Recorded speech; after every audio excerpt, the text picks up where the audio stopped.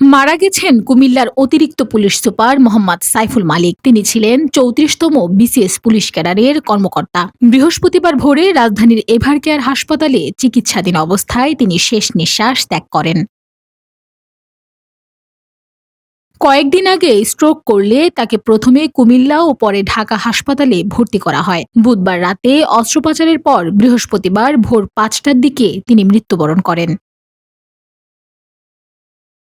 চাঁদপুরের হাজীগঞ্জ উপজেলায় জন্মগ্রহণকারী সাইফুল মালিক জাহাঙ্গীরনগর বিশ্ববিদ্যালয়ের প্রাণিবিদ্যা বিভাগের ২৮তম ব্যাচের শিক্ষার্থী ছিলেন। ২০১৬ সালে তিনি পুলিশ ক্যাডারে যোগ দেন।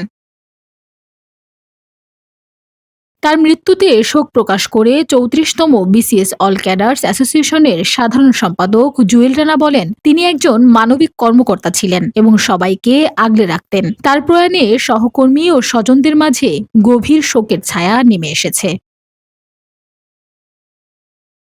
Desk report, Bangladesh bulletin.